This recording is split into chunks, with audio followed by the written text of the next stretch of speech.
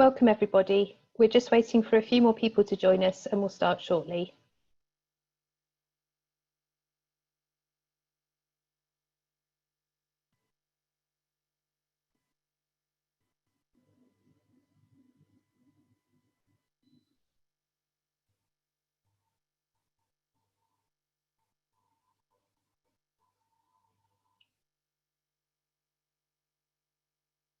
Welcome everybody. We're just waiting for a few more people to join us and we'll start shortly.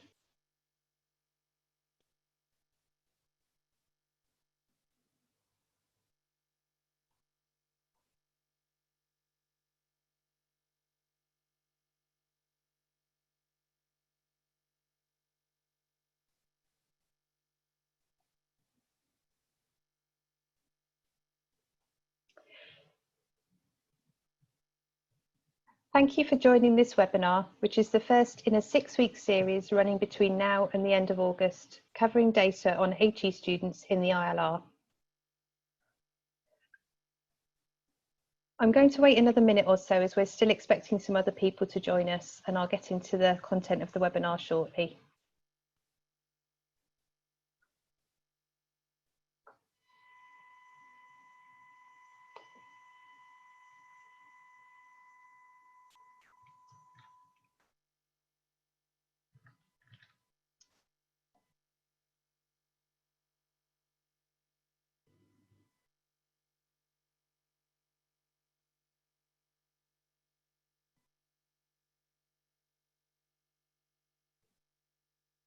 We've still got more people joining us, so I'm just going to wait a few more moments and then hopefully we'll get started.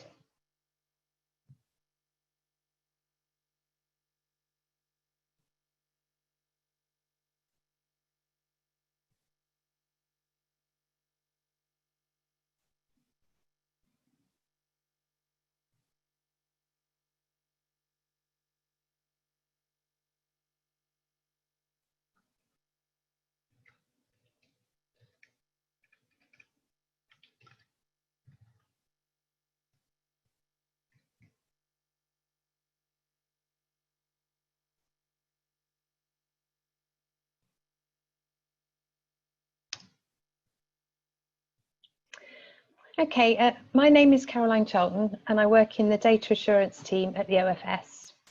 We're responsible for conducting data audits and also the annual ILR verification process. So many of you may have met or spoken to me or my colleagues through one of those exercises. My colleague Alistair Kendall is standing by and will step in if for any reason my connection drops out or we have any other technical difficulties. Please bear with us if that happens. Alistair is also going to address any questions that come in. This is the first in a 6-week series of webinars covering HE data in the ILR.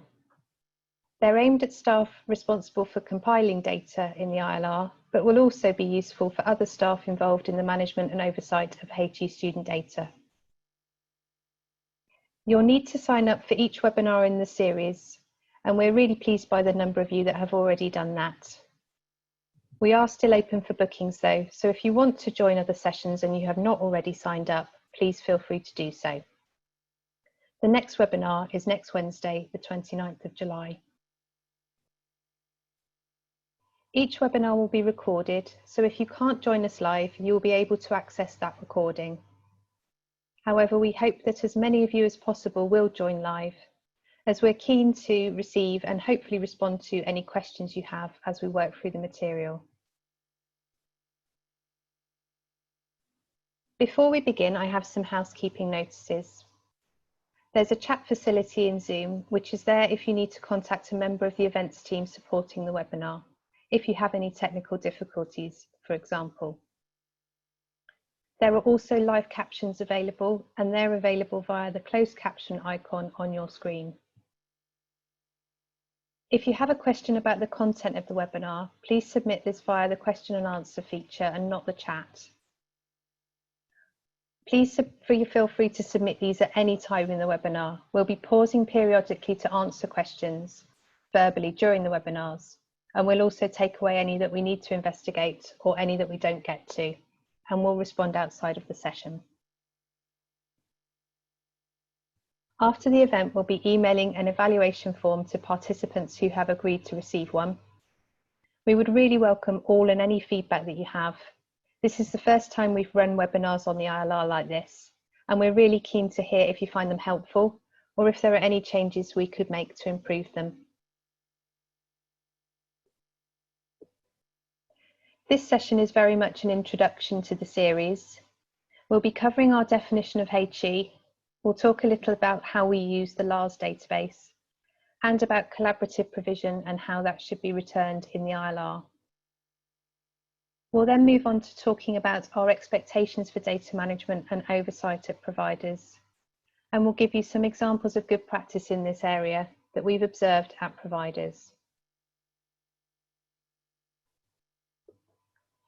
The remaining webinars will be much more focused on field definitions, so you'll find those much more technical. We'll talk about how we expect providers to determine key field values and the evidence we expect providers to keep. We'll also talk about how we use those fields. Throughout the webinars, we'll be talking about the sorts of issues we find through data audits and other data assurance activity. And based on our experience of working with providers, we'll talk about some of the approaches you might want to consider to improve data quality. If you have any other examples of approaches that have worked for you, we'd love to hear about them via the Q&A facility, but please only share things you're willing for us to share during the webinar.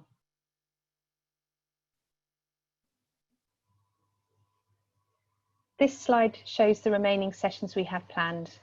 As I said, these will be much more technical than today's, and each covers fields in the ILR as they relate to HE students.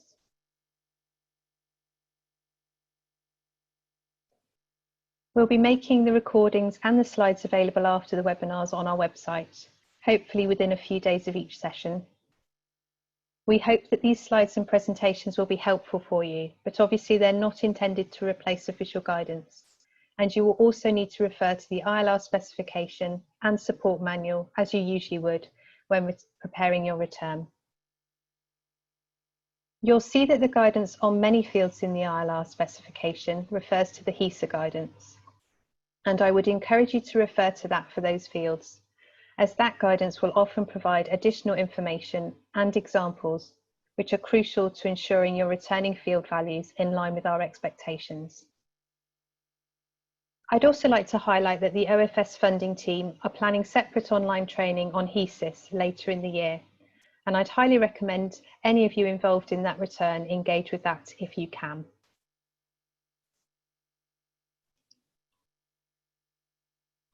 You may already have seen that we have issued exceptional guidance for the 2019-20 ILR in light of the pandemic, and there's a link to that guidance on this slide. The guidance is aimed at minimising the burden on providers while also ensuring that we have the data we need this year. I would encourage you to review the guidance if you've not already done so, but in most cases you'll see that the field values should not be updated where you've had to change delivery in some way due to the pandemic. I would like to draw your attention particularly to completion status, which is the FunComp field in the ILR. We will not be using this field from the 2019-20 ILR, except to identify students who are excluded from the Hecis population, where FunComp 9 should still be returned. Other than those cases, providers are free to return FunComp, however minimises burden. However, despite this guidance, we will be covering the definition of FunComp in week 5 of these seminars. This is because we frequently find issues with accuracy of this field through our assurance activity, and because determining it correctly requires you to keep certain records. Providers often tell us that it's substantially easier to maintain those records from the start of the academic year, rather than trying to gather the necessary data when compiling the ILR at the end of the year. We'll talk about FunComp in some detail, in the hope that this will help you with your planning for the 2021 academic year and ILR return.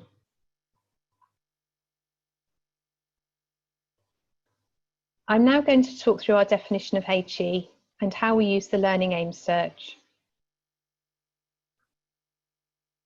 For our purposes, higher education is any activity at level 4 or above, and we use the field indicated on the slide in the Learning Aims search to identify this provision.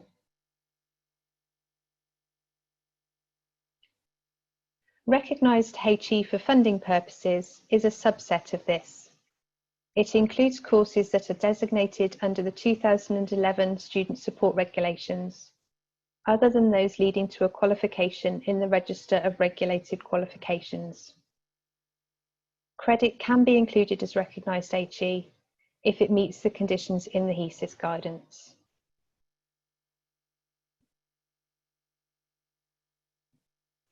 We use the Learning Aims search to identify and classify higher education. To do this, we use the fields listed on the slide. I'm not going to talk through this slide in any detail, but just to remind you that the slides will be available after the session for you to refer to if you want to look back on the field list. It's really important that courses are included in the LARS database and that the data in that database is accurate. We would encourage you to apply for a learning aim as early as you can when a course is set up. We would also encourage you to periodically check that the data on the LARS for the courses at your provider are accurate. We do often find issues with this, so we would encourage you to check every now and then for all of your courses.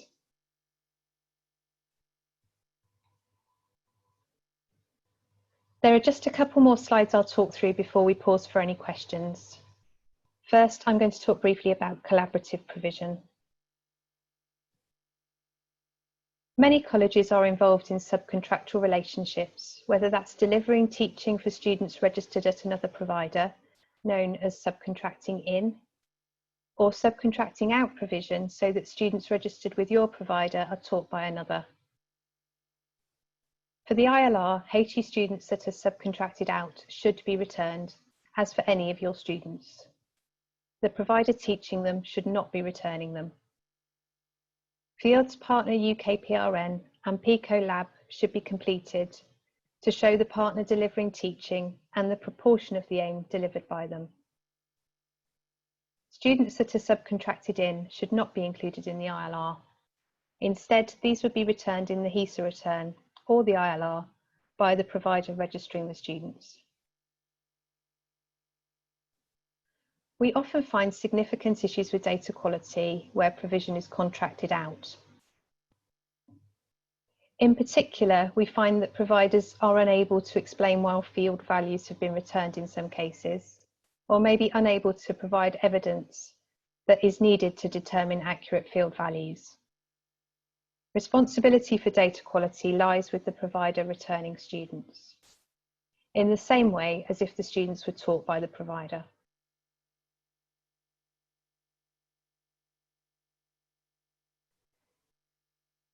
This means that if you're subcontracting out provision, we would expect that processes are in place to try to ensure that data is accurate. We consider it good practice for the processes to collect and maintain data for subcontracted provision to be set out in partnership agreements. This is so that both organisations are aware of what is expected and the expected timescales for information to be shared. It's also good practice to have arrangements for oversight in place so that the provider returning the data can have confidence that data and information received from the teaching partner is reliable. So now I'm going to pause so that we can address any questions that have come in, and I'm going to pass over to Alistair to cover these. Alistair. Thank you, Caroline, and hello everybody. Hope you're keeping safe and well. We have actually got our first question, but before I address that, I just want to add to what Caroline's just been talking about. Often we've found that there hasn't been a clear understanding of the difference between a validation arrangement and actually a subcontractual arrangement. So when you're teaching awards that are validated by other people, then please grasp that those are still your students. It's the course that's being validated, whereas and so you are the ones to return it on the ILR. On a couple of recent audits, we've gone to a college and asked the question, so who are these students? Are they yours or the university? And sadly, they haven't been able to answer that question. And yet that's fundamental to making sure that you are returning the right students in your ILR. So the question we have had is, will level 4 and above error in the ILR without HE values? Currently, it does not for some. If I might just take a chance to, there's a couple of things in there. First, to directly answer it, you're right. There is very little validation on the HE values, which could be quite surprising. So there will be situations where if you leave a value blank, there will be no erroring, there'll be no flagging up that's needed. Secondary to that, we have the situation, since becoming the Office for Students, our remit for HE is all HE, which is, as we've just heard from Caroline, level 4 and above.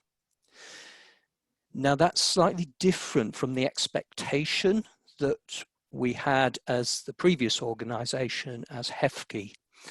So the issue here is that some of the things that aren't even in your management systems to have values are still ones that we would like to know about and like to record, and indeed are already using. So these would be for courses that were not directly the ones we're funding, but those other courses which still are level 4. And so do check, because we will be flagging this up in the verification process that there are missing values. Now, some of those you will need to have collected before you get to the ILR submission. So basically, if they're level 4, we would like values for HE fields. So that's all for the questions now. So it's back to Caroline. Great, thanks, Alistair. We'll be stopping again to consider any further questions once I've talked about systems and processes. Just a reminder that we'd also like to share any examples of approaches for improving data quality that have worked for you. So if you do have any of those, please submit them through the Q&A, but again, only if you're happy for us to share them. First, I'd like to talk about why submitting high quality data is important. Our regulatory framework states how the OFS intends to perform its various functions, and it includes 2 conditions which are of particular relevance to the provision of student data. Condition F3 requires providers to provide data and also to permit the OFS to verify data.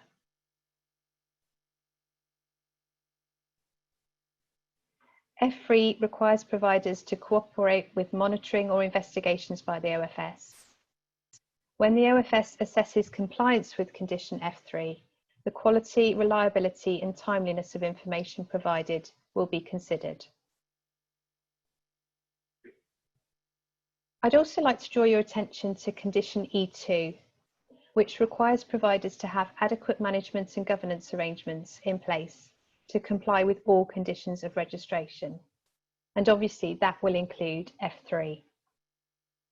This condition means that compliance with E2 may be assessed if we find any issues with compliance with condition F3.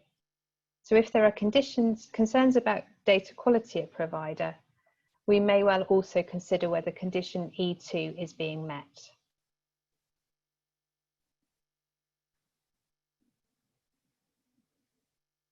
We have some expectations regarding how providers will manage and oversee the HE data returns, and that's what I'll be talking about for the remainder of the webinar. In summary, our expectations are as set out on this slide, and I'm going to talk through each of these points in turn.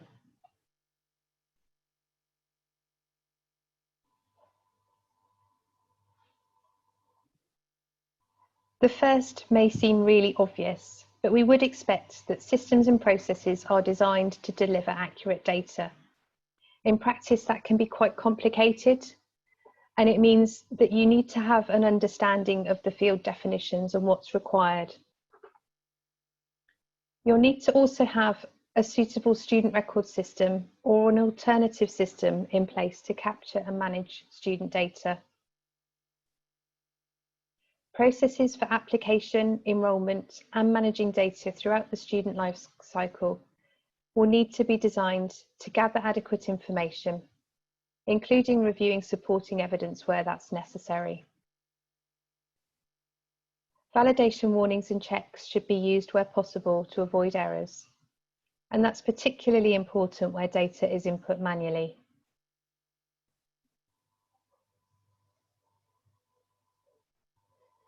We would expect that staff involved in managing student data have sufficient training and support. Clearly, whoever is responsible for collating the ILR data needs to have a good knowledge of the requirements and needs to be aware of any changes year on year. If resourcing at your provider allows, then having a second person with knowledge of the requirements who can check the data can be really helpful in improving data quality. But we appreciate that that's not always possible. Wherever other staff are involved in collecting, inputting and maintaining data, such as staff responsible for admissions and enrolment, it's really helpful for them to have guidance and training. For example, if you are relying on staff responsible for enrolment to check fields such as names and date of birth against student identification, it's helpful to ensure that they know the purpose of reviewing identification and what they are required to check. For example, do they need to check any middle names are matching identification on your system? We often see that data quality is improved when steps are taken to ensure that the staff involved in the management of data understand the possible consequences of data error.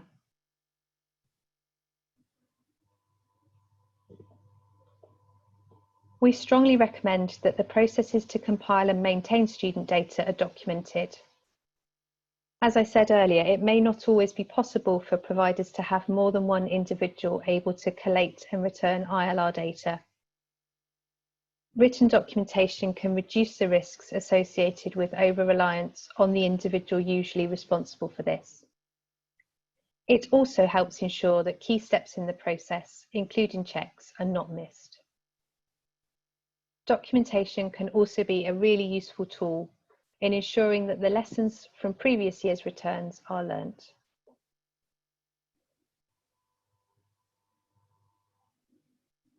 It's really important that suitable evidence is reviewed and maintained, and we'll talk about our expectations for many fields in the later webinars in this series. Where providers expect students to provide documentary evidence, then it can be really helpful to provide written guidance to staff reviewing this, as well as training, with the aim of ensuring that checks of that documentation are carried out consistently and that the expected checks are conducted. We would also expect that providers can evidence that effective checks have taken place. This can be as simple as requiring the staff member responsible for checking documentation to check a box or sign a form to confirm that they have carried out the checks. We don't require that providers keep copies of documentary evidence such as identification or certificates of qualification. However, where providers do choose to do that, those documents can be used for double checking of field values, and that can help improve data quality. In all cases, we expect that providers maintain evidence of field values for 5 years from the submission of the data. And just to note that for fields determined at the point a student commences studies, That means you'll need to keep records for 5 years after the student is last returned in the ILR for the course.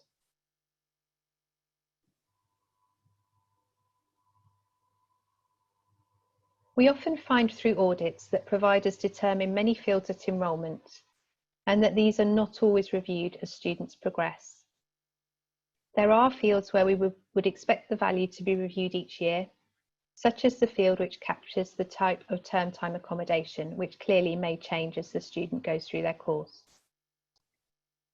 Re-enrolment processes should enable these fields to be updated as required.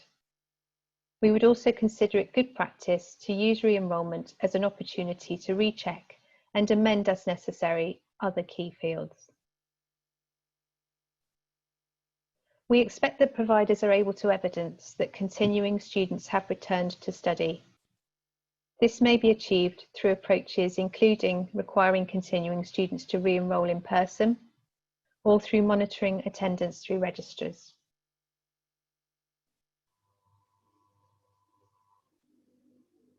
Data quality can be dramatically improved through effective checks, and ideally it's helpful to have someone who is not involved in compiling the return check the data. However, checks are only likely to be effective if the person conducting them has sufficient knowledge of the requirements. As I've already mentioned, validation can help avoid errors. Checks beyond validation should be aimed at identifying data that is likely to be incorrect. For example, through looking for combinations of field values that are unlikely and may indicate errors. The annual ILR verification process is aimed at supporting providers in checking ILR data before the final submission. We conduct a variety of checks on the data, which are aimed at identifying errors or data that appear incredible, so that you can conduct additional checks. This process is most effective where providers submit full returns to us early enough in the process to allow time for providers to consider our queries, check data, and make corrections to data if required. We strongly encourage providers to engage with this process fully each year.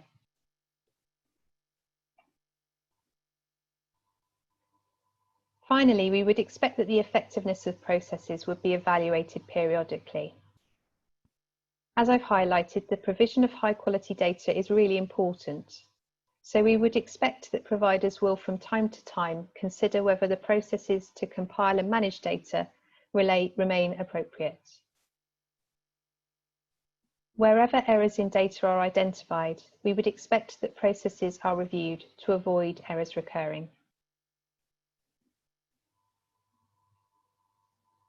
When we audit providers, we may explore any of the expectations I've talked about. Our data audits will usually involve testing the accuracy of data, including through reviewing the evidence for field values maintained by providers. If we find data errors through audits, we will expect the provider to revise the processes to avoid errors recurring.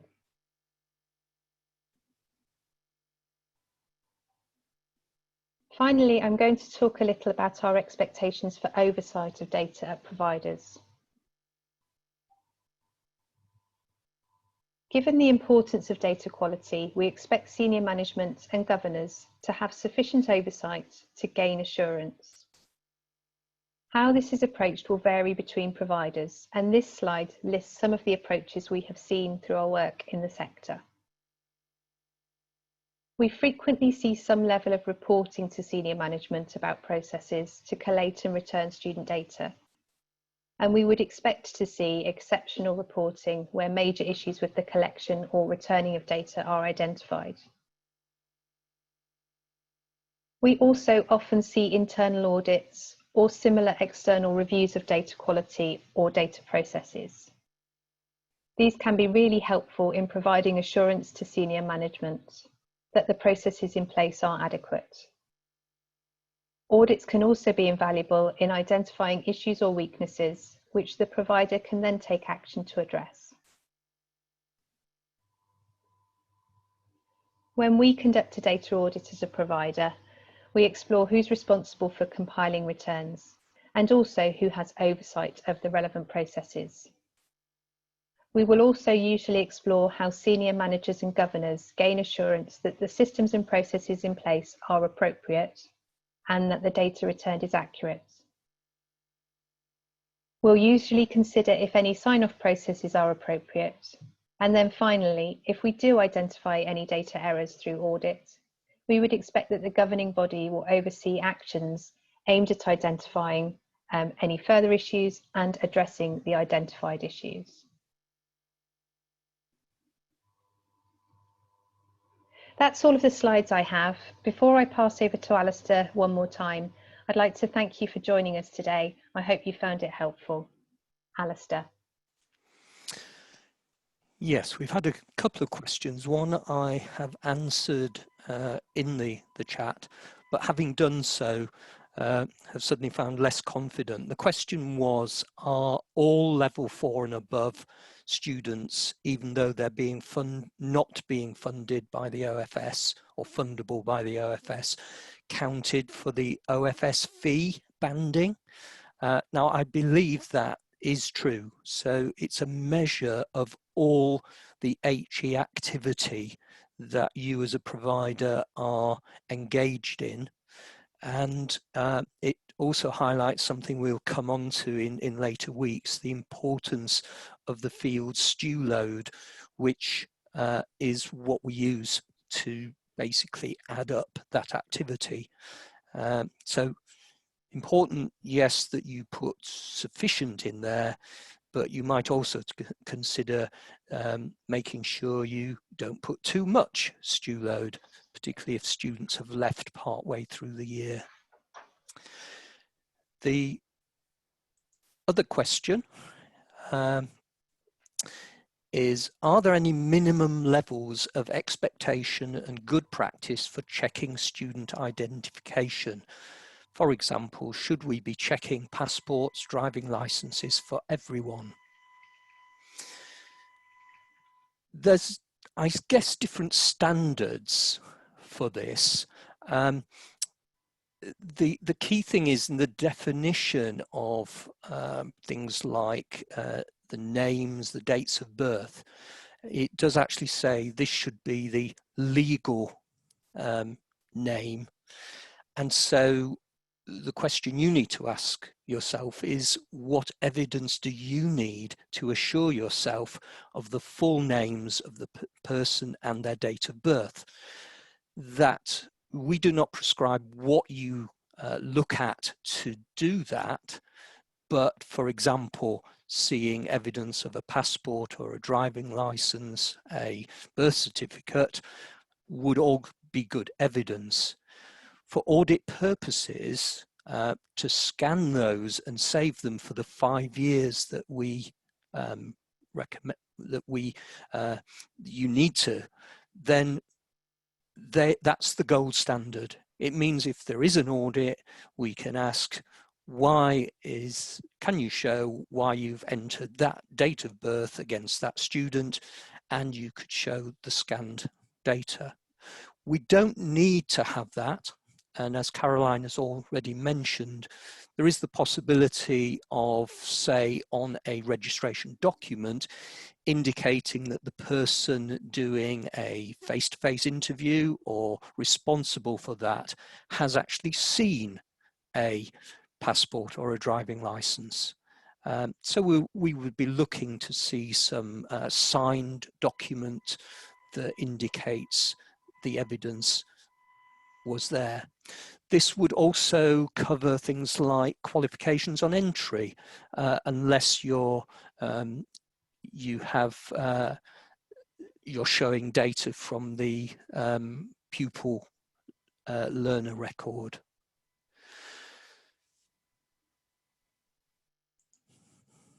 So we have another question. Will there be scope for an increased number of validations to be added to the ESFA FIS software to allow colleges to better check their data? This is a question for the ESFA. We do have an ongoing relationship with them. We do flag up the issues that are often raised by yourselves to us, and we negotiate. But ultimately, the ILR collection is not only by, but is owned by the ESFA.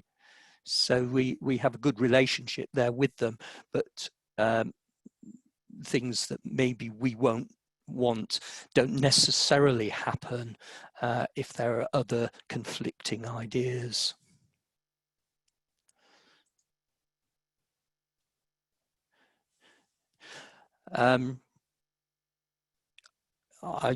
In terms of scanned passports, that's a question that we're not allowed to. If that is the legal document you're using, and your own systems are able to save that securely, there shouldn't be a problem with that. We have had issues where a provider's security policy has sometimes contradicted the requirements of the OFS. For example, in keeping documentation for 5 years, but being on the OFS register does require you to follow the OFS guidance. So sometimes there needs to be some discussion with your local records people to ensure that what is needed is kept.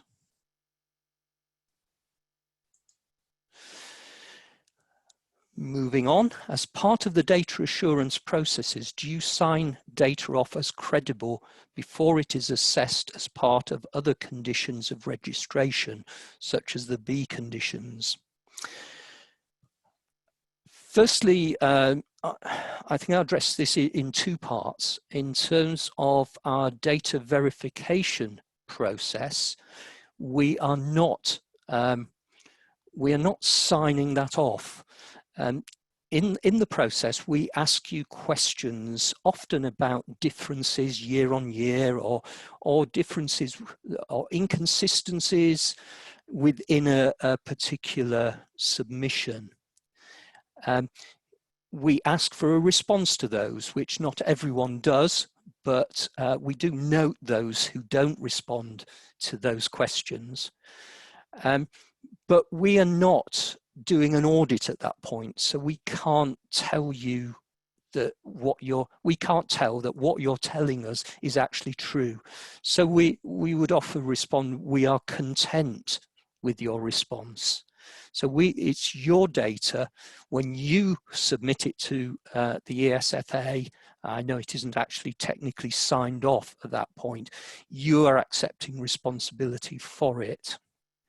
The second part is, I guess, if we've done some work with you and there needs to be amendments made, in which case those amendments, we would work with you, but again, they're your amendments. We would be prompting you, we would be questioning, but ultimately, again, there are in that case sign-off processes to which you are saying as a provider, this is genuine data. Then those are used for things such as the B conditions. Clearly, it's important to understand what's going on with those conditions and what fields are important there. I've done a couple of audits where providers were almost not registered. They had such poor values for the B conditions. For those of you who are unaware, these are the situation of counting whether a student who has started with you has either completed their qualification, has moved on into a further year of study, or has moved to study in another place. And the quality of the data at these 2 providers was so poor that it was indicating they had very poor continuation. Following the audit and amendments, it was found actually they had very good continuation rates. In a sense, they'd shot themselves in the foot by getting the data wrong. And the sorts of things they got wrong was not understanding that learn start date was fixed at the point when the student started learning. And in certain cases, they were putting that in again when they entered their second year, which immediately seemed as if they were new students, and our algorithms suggested therefore they weren't continuing on the original course. So things like that, simple misunderstanding of the guidance could have had pretty disastrous consequences. As it was a pretty thorough audit time, which I think for some might be considered a disastrous consequence. So better to get it right first time. Again, that question about data protection. It's about you keeping your systems safe, and that the data is safely held, and that will be covered by you as a provider and your particular data protection policies.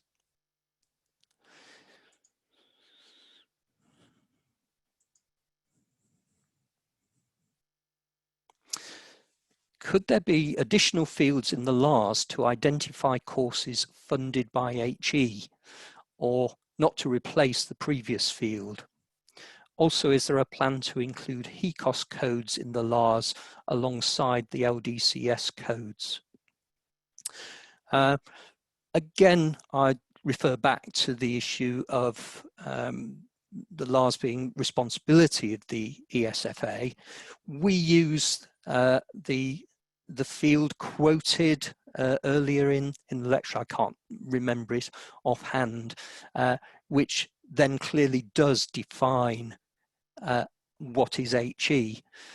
There is another field which gives often quite a strange answer. So you'll find it produces HE, and for those that are not the funded HE, it will even still return FE. And yes, that is confusing, but we don't use that one because of that. We now purely use the ones referred to. On the HECOS codes, I don't think that is planned in the immediately to replace the LDCS codes.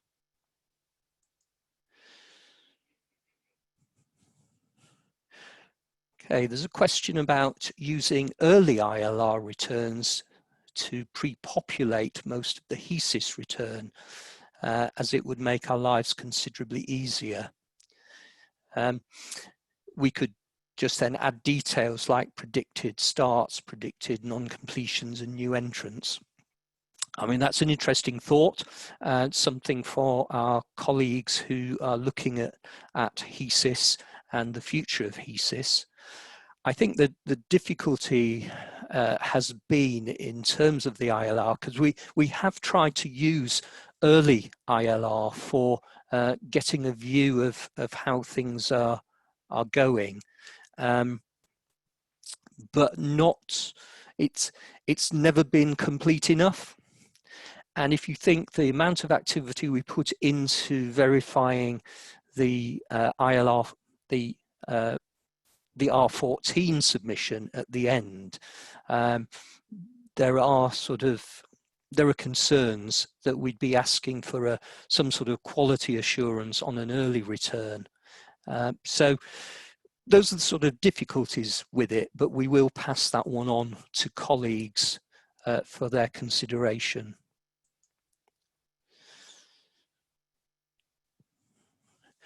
Right. will HE data still be required for higher apprenticeships when there is only an NRQ qualification as part of the standard? I think I need colleagues to respond to that outside of this presentation. The whole situation with apprenticeships is very important, is also very challenging to come up with the right answers for everything. So we will have a look at that one and respond separately on that.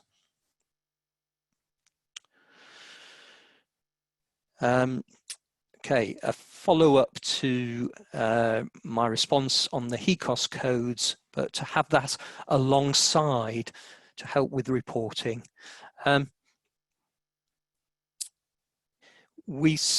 Again, I guess it goes back to the relationship between the issue that the ILR is an ESFA collection. And certainly it could be one that we flag up to them as a possibility if colleagues felt that was would be helpful and useful. So thank you for the suggestion. As far as I know, there's no plans to do that, but we will certainly factor that in.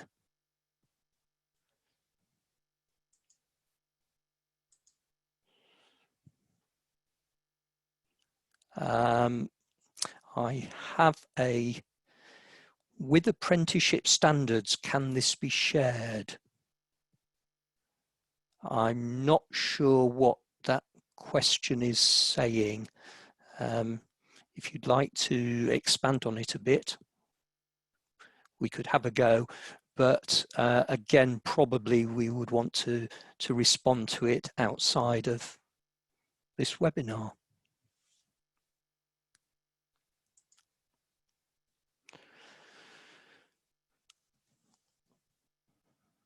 Well, I seem to have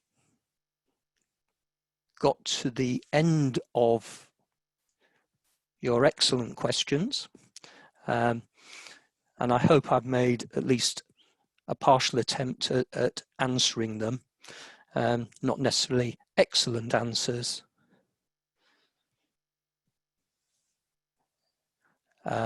Yes, can we share the response to the apprenticeship question with all those who are registered for this webinar? And I would say, yes, we will.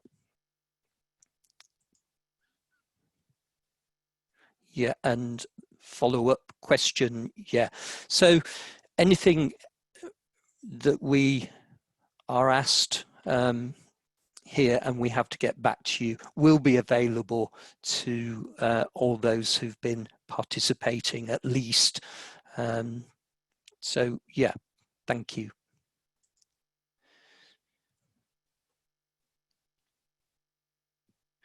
Right, okay, you've all decided you quite like to ask questions, so we'll carry on because we've got time. It's always great to have random questions coming in. So, do we include students in our ILR owned by another provider? Absolutely not. But the question is, you really need to know who is the owner of those students. Who are they registered with?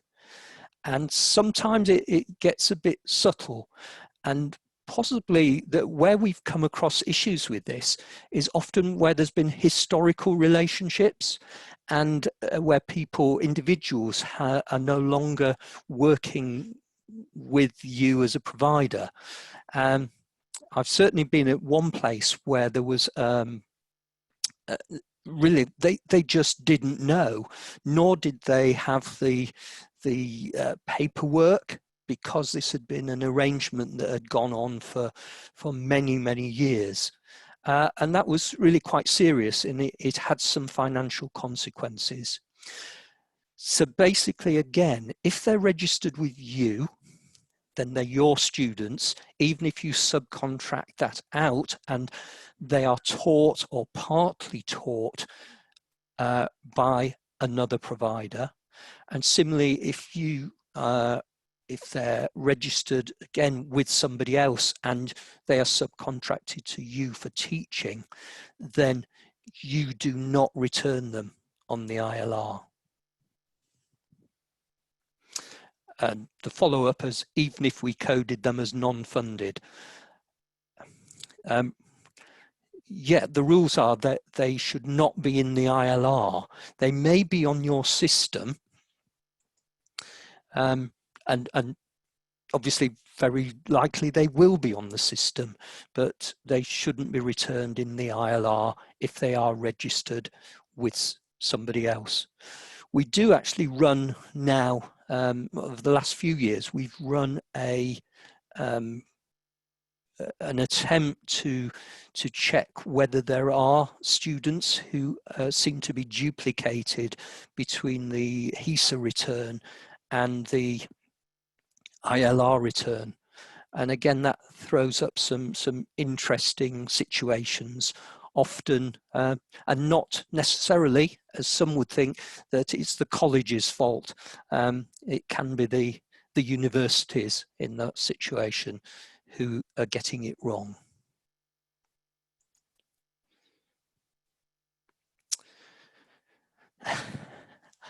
Okay, question about we enroll students, but what is meant by registered with us? Well, it's about who the student basically has a contract with. And again, it's important to know who they are contracted with. So broadly speaking, you do need to check through the guidance on that, which is in the Hecis guidance about the definitions of subcontractual arrangements. But certainly your question is one that has come up when we've been on an audit. So you do really need to thrash that out, because usually it's not those who are dealing with the data who would necessarily know that answer. It might be someone who covers the legal work, who needs to be able to go to the contracts between the different providers to see what's going on. Sometimes it's who do they pay the fees to, but then that doesn't always work, because they could pay the fee to you and you hand it over to, say, a university, keeping your percentage of what your arrangement for the teaching. So it's not necessarily straightforward, but it should be clear about who are they actually registered, who have they got a contract with for the course they're working on.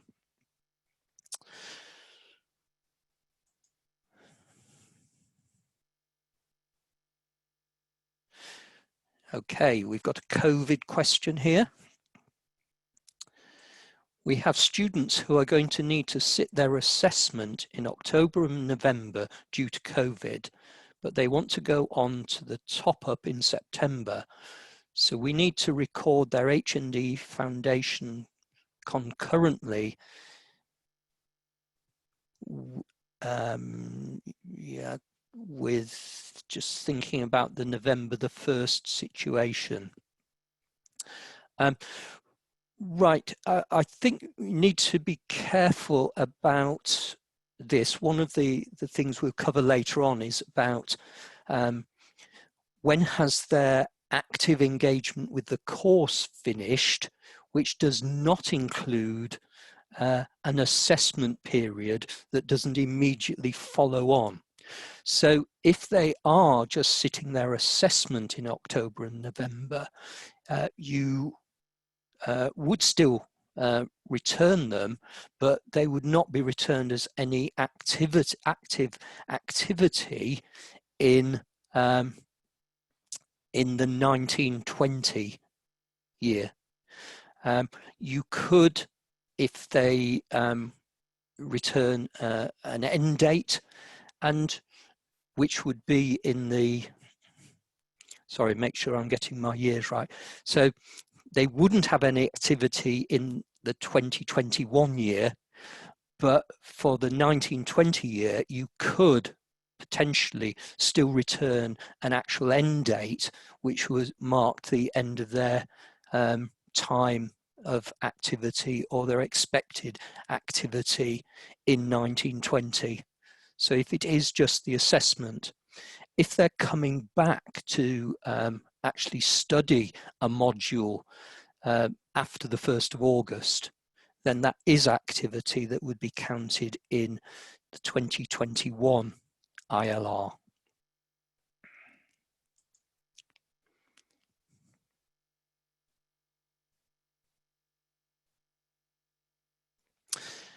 So for FE colleges, we normally do include all subcontracted in provision in our ILR.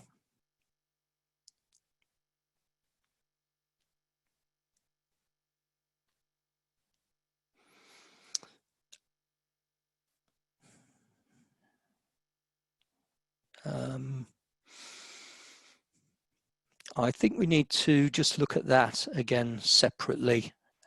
Certainly there are ways of recording that they and excluding them from the Hecis population, but there's more to it now than just the Hecis population. And so we'll come back to you on that one separately.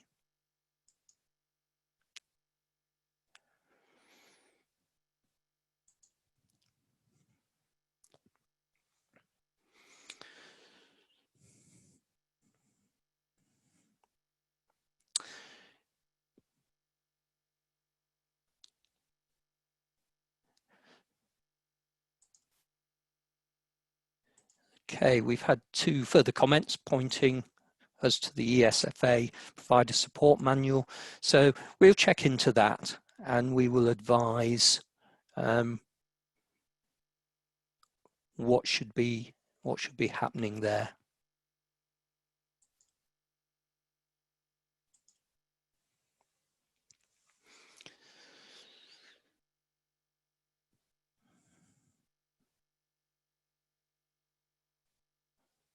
Okay, have we any more questions? If you do have questions, then the email address, which I think you should already be aware of, dfa@officeforstudents.org.uk, is available. So please feel free to email in and we will do our best to respond to you on those.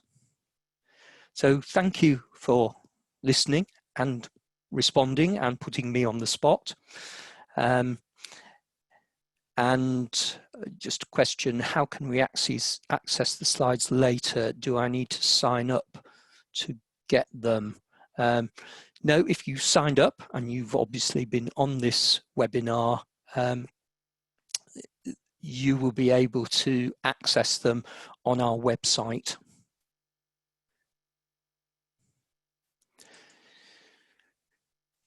So please come back for the other 5 weeks, not least because that's when we really get into the tricky thing of understanding. It's sometimes to do with the different FE versus HE understandings, and often those of you involved in FE, you don't know what you don't know.